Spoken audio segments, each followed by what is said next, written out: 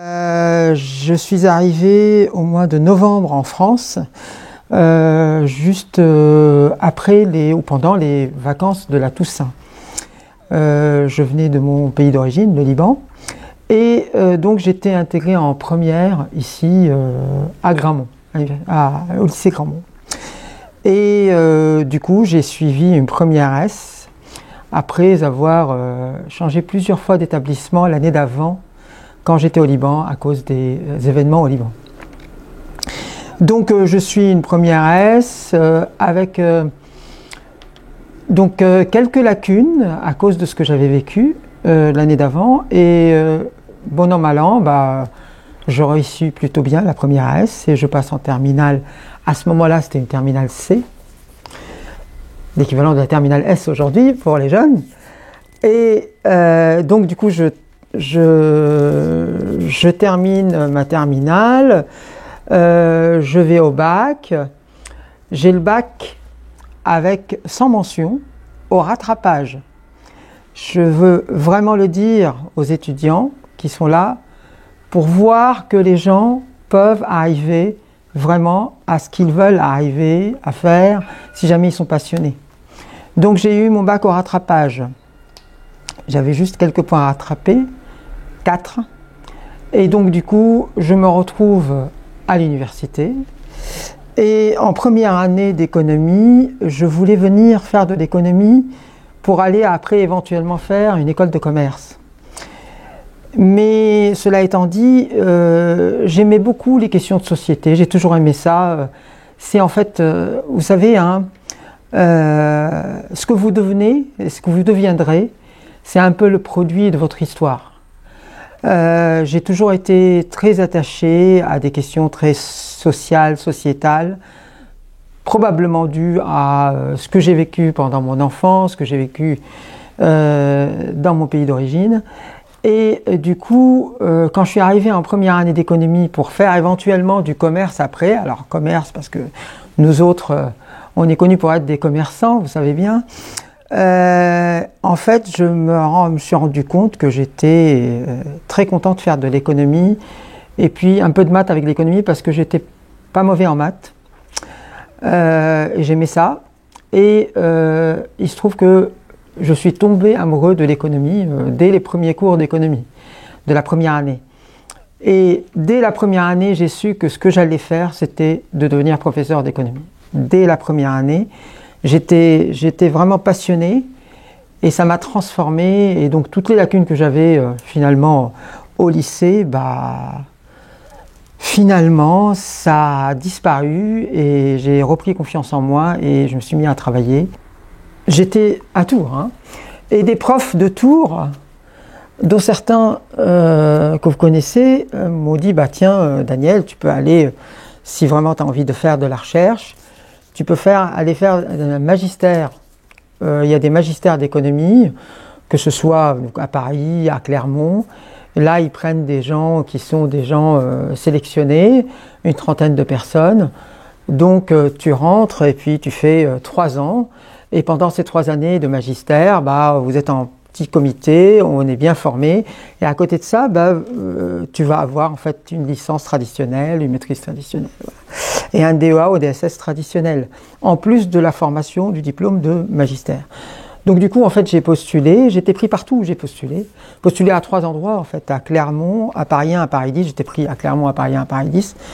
Il faut dire que j'avais un bon dossier.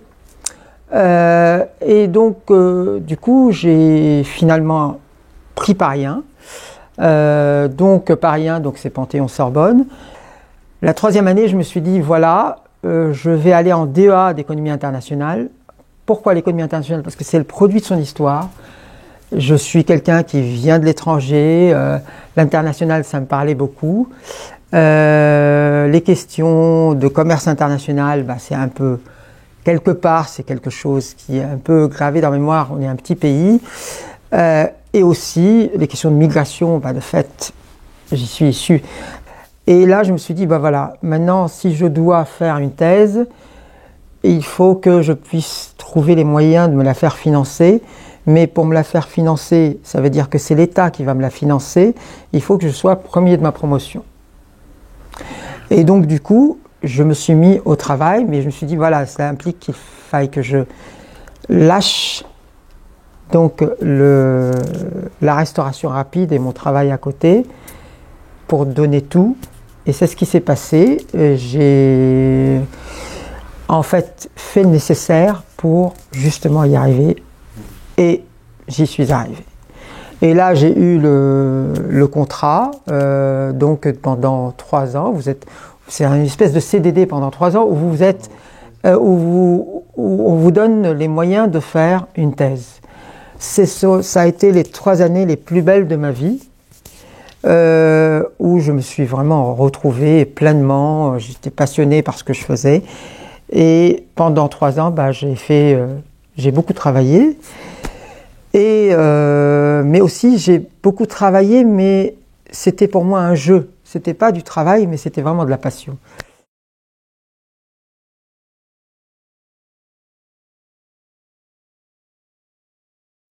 J'ai terminé ma thèse, je l'ai soutenue au bout de 3 ans et demi. Et juste après, avant même de la soutenir, en fait, je commençais à voir s'il y avait moyen de partir à l'étranger pour faire un postdoc ou avoir carrément un poste à l'étranger. Et il se trouve que j'ai été appelé par pas mal d'organismes étrangers et finalement j'ai fini par dire oui à Nottingham University, l'université de Nottingham, qui m'a proposé en fait un postdoc de 4 ans. Suivi éventuellement par donc une place de professeur associé, l'équivalent d'un maître de conférence ici. Sauf que quand je suis parti là-bas, j'étais très content pendant 2 ans, mais pour tout vous dire, on est parti, j'étais déjà marié, ça se passait très bien, pour mon épouse moins bien, et donc du coup on a fini par, au bout de 2 ans, de revenir en France pour s'installer en France. Et au bout de 2 ans, du coup, j'ai lâché donc Nottingham, j'ai postulé pour des postes de maître de conférence ici, et donc j'étais pris à l'université de Rennes, Rennes 1. Je suis revenu, je faisais des allers-retours de Paris à Rennes parce que donc ma famille mon épouse avait déjà trouvé un travail à Paris, donc moi je faisais des allers-retours Paris à Rennes pendant 4 ans. Et au bout de mes 4 ans, j'ai passé ce qu'on peut appeler donc l'agrégation des universités. Et donc j'étais donc pris, j'étais suffisamment bien classé pour pouvoir choisir tout.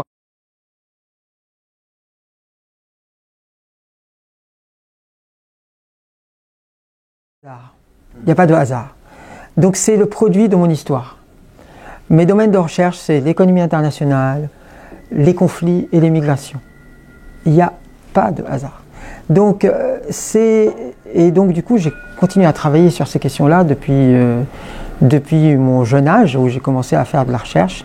Depuis ma thèse, j'ai commencé ma thèse avec des thèmes autour du commerce international et l'impact sur le marché du travail. Ensuite, j'ai travaillé après pas mal sur les questions de commerce international de services, de migration. Et puis, sur les 10 dernières années, j'ai beaucoup travaillé sur les questions de conflits et de commerce. Et puis aujourd'hui, de conflits et de conflits surtout. Et donc leurs impacts, leurs déterminants. Donc j'aime beaucoup cette littérature-là. Pourquoi j'aime bien? Parce que c'est ma sensibilité à moi, comme je vous ai dit, mais aussi parce qu'il y a très peu de monde en France qui travaille sur ces questions-là.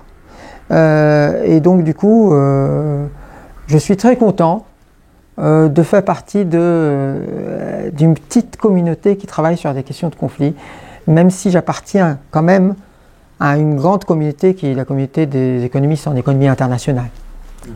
Donc d'abord je suis économiste internationaliste, ensuite je suis économiste des conflits.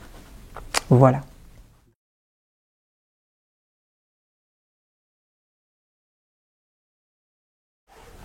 J'aime beaucoup la recherche, mais j'aime enseigner. En fait, j'aime surtout enseigner ce que je sais et ce qui m'anime.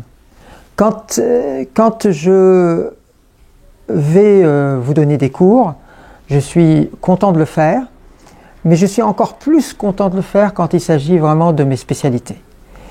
Parce que vraiment, c'est ce qui me motive. Transmettre, ça me motive beaucoup, mais transmettre ce que je sais mieux que la moyenne, ça me motive encore plus.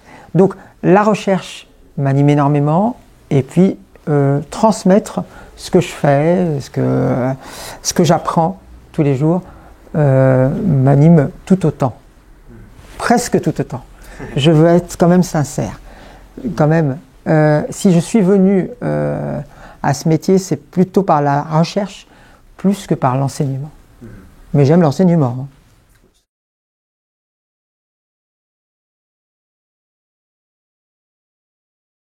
Alors, c'est une très bonne licence, notre licence ici. Techniquement, du moins ça c'est sûr, on est une très bonne licence. Alors, il y a probablement une raison à cela.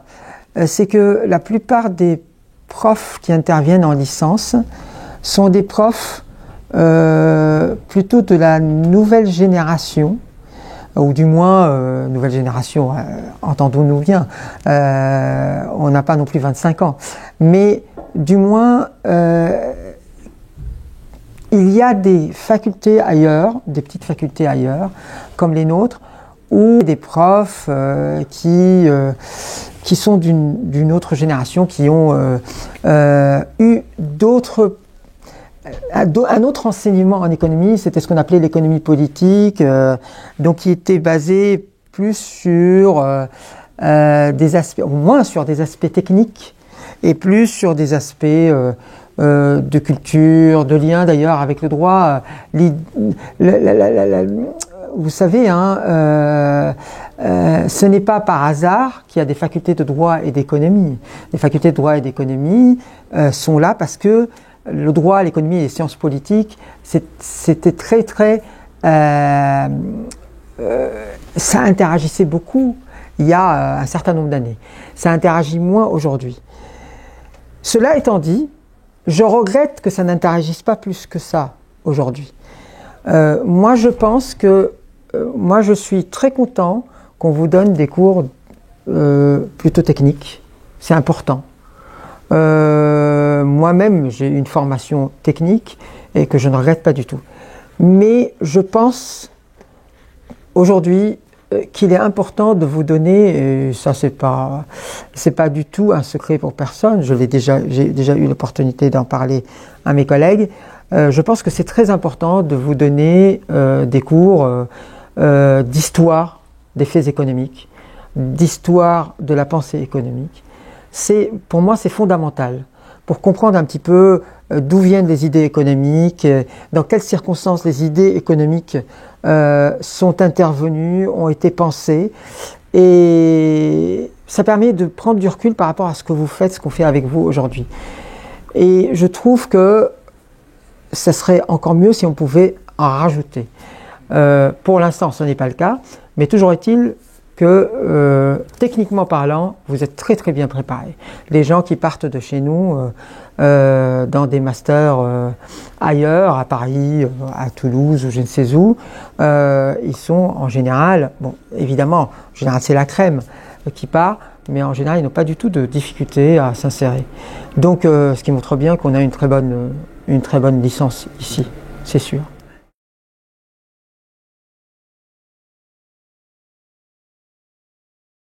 Je dis toujours à mes étudiants qu'il faut qu'ils fassent vraiment ce qu'ils ont envie de faire.